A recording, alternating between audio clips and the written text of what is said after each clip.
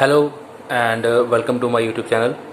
My name is doctor Mohammad Danish और आज जो आप लोगों के लिए एक वीडियो मैं शेयर कर रहा हूँ, this video is about the PGT exam. Okay, अभी यूपी में पीजीटी का एग्ज़ाम होने वाला है 17 और 18 अगस्त को। ओके, तो उस लिहाज से मैंने सोचा कि क्यों ना एक वीडियो बनाई जाए जो कि बच्चों के लिए फ़ायदेमंद हो, या जो भी स्टूडेंट्स पीजीटी को लेके फोकस हैं और या पीजीटी की तैयारी कर रहे हैं या अलग अलग सब्जेक्ट से पीजीटी का एग्ज़ाम देने वाले हैं, तो उनके लिए मैं आज एक ये वीडियो शेयर कर रहा हूँ।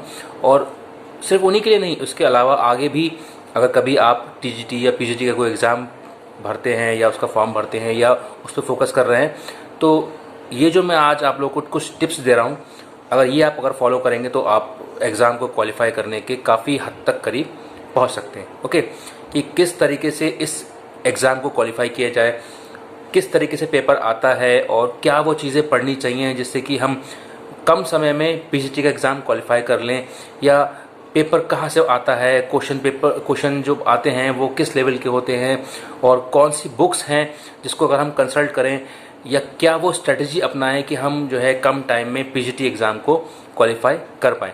तो उसी को फोकस रखते हुए, उसी को मद्देनज़र रखते हुए मैंने ये वीडियो बनाई है।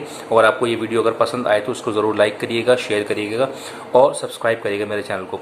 तो स्टार्ट करते हैं। सबसे पहले जैसे कि मैं बता दूं, पीजीटी एग्ज़ाम जो कि पोस्ट ग्रेजुएट टीचर एग्ज़ाम होता है, जिसको क्वालिफाई करने के बाद आप किसी भी इंटर कॉलेज में 11th-12th के बच्चों को पढ़ाने के लिए लेक्चरार के पद पर नियुक्त होते हैं या लेक्चरार के लिए अपॉइंट होते हैं।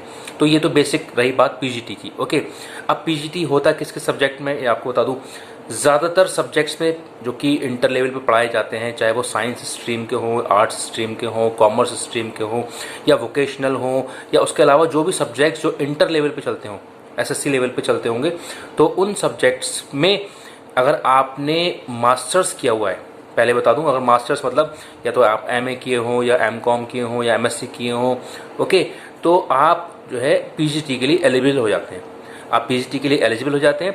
कुछ स्टेट्स में जो है वो बीएड की भी मान्यता रहती है कि अगर आप बीएड भी करे हो तभी आप पीजीटी दे सकते हैं, लेकिन यूपी के केस में ऐसा नहीं है। अगर आप यूपी यानी उत्तर प्रदेश का अगर पीजीटी का एग्ज़ाम दे रहे हैं तो सिर्फ आप जो है आपने मास्टर्स किया हो 50% मार्क्स के साथ, तो आप पीजीटी एग्ज़ाम के लिए एलिजिबल हो जाते हैं और पीजीटी एग्ज़ाम आप दे सकते हैं।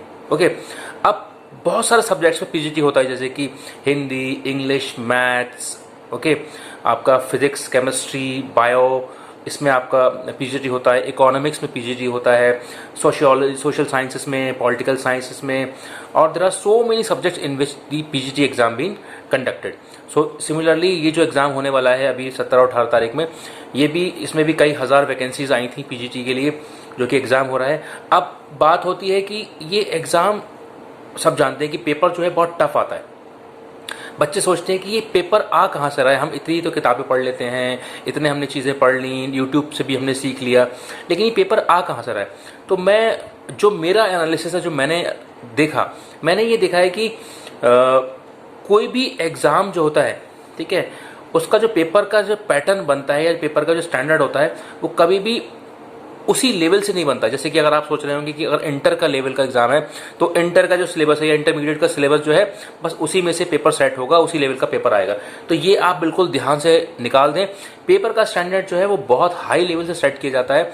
जैसे कि अगर मैं बताऊं, अगर मैं एक नॉर्मल एग्जाम्पल दूं कि अगर कोई बंदा इकोनॉमिक्स से अगर पीजीटी के लिए फोकस है, तो वो उन किताबों से पढ़े जिन किताबों को पढ़ने से नेट क्वालिफाई होगा। ठीक है, वो किताबें जो नेट के लिए फ़ायदेमंद होंगी, नेट के एग्ज़ाम की तैयारी के लिए यूज़ में आएंगी, उन किताबों से क्वेश्चंस लगाए।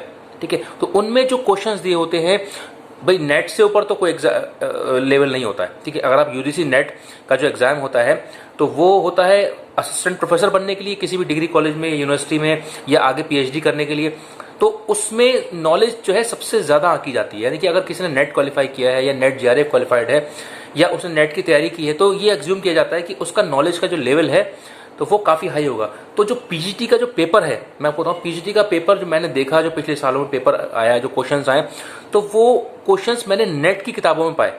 जो नेट की प्रिपरेशन के लिए जो बुक्स आती हैं उसमें जो क्वेश्चंस दिए हुए थे वो उन्होंने उठा के पीजीटी के एग्जाम में यूज़ किए।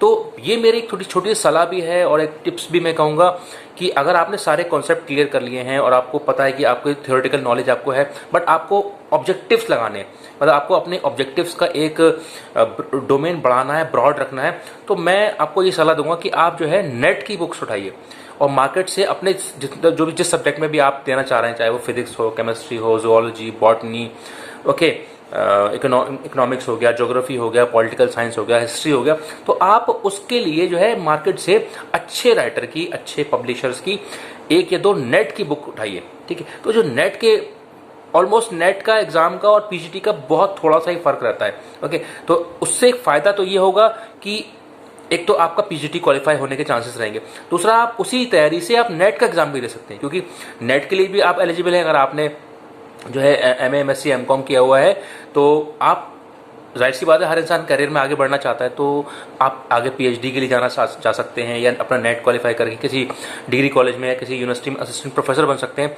तो एक ही तैयारी से आपका नेट भी क्वालिफाई होगा और उसी तैयारी से आपका पीजीटी भी क्वालिफाई होगा, क्योंकि दोनों के जो पेपर का पैटर्न होता है ऑलमोस्ट सेम रहता है, क्योंकि नॉलेज जो है जो नेट के एग्जाम से आकी जाती है, तो वही नॉलेज आपकी पीजीटी का एग्जाम क्वालिफाई करने के लिए भी आपको मदद करती है। तो ये मेरी एक छोटी सी सलाह है जो मैंने देखा, क्योंकि मैं आपको क्यों बता रहा हूँ, क्योंकि मैं खुद नेट जेआरएफ क्वालिफाइड हूँ, मैंने जेआरएफ के बेस पे पीएचडी की, ठीक है, फेलोशिप होल्डर रहा और उसके अलावा मैंने तैयारी भी की है। तो मैंने ये देखा कि पीजीटी के एग्जाम में और नेट के पेपर में बहुत ज़्यादा फर्क नहीं होता है। तो पीजीटी के लिए अगर आप मार्केट बुक्स लेने जाएंगे तो वो बुक्स में इतना कंटेंट नहीं होता है कि आप उसे पढ़ के पीजीटी के एग्जाम क्वालिफाई कर पाएं। तो मेरी सलाह यही है कि आप लोग जो भी whosoever is preparing for PGT exam, try to find out the books which are relevant for NET exam. ठीक है, नेट के हिसाब से आप बुक्स खरीदिए, उनकी तैयारी करिए।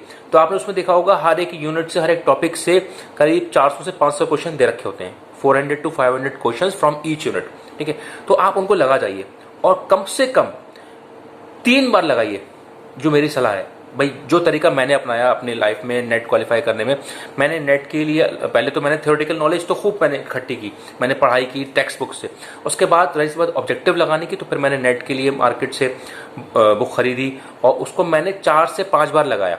ठीक है, तभी जाके कहीं मेरा नेट जेआरएफ क्वालिफाई हो पाया विद गुड परसेंटेज।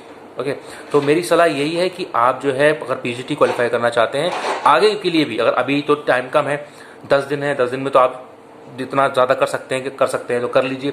नेट की बुक्स ले लिए, कहीं से आपको मिल जाए, खरीद लिए, तो एक बार ज़रूर देखिए कि नेट की बुक में किस तरीके के क्वेश्चन दे रखे हैं, क्योंकि वही क्वेश्चन पैटर्न जो है वो पीजीटी में भी आता है। लेकिन इसके बाद कभी वैकेंसीज आएंगी तो आप जो है यही स्ट्रेटेजी अपनाइए और नेट के हिसाब से तैयारी करिए। तो आपकी एक तैयारी से आपके 2 एग्जाम क्वालिफाई होंगे, नेट भी क्वालिफाई हो जाएगा एक ही टाइम में और आपका पीजीटी भी निकल जाएगा। तो ये रही मेरी आज के लिए सलाह उन लोगों के लिए जो लोग पीजीटी की तैयारी कर रहे हैं। सो अगर आपको ये वीडियो पसंद आई हो तो उसको ज़रूर लाइक करिएगा, शेयर करिएगा और सब्सक्राइब करिएगा मेरे चैनल को। तो thank you very much for watching today's video. Thank you.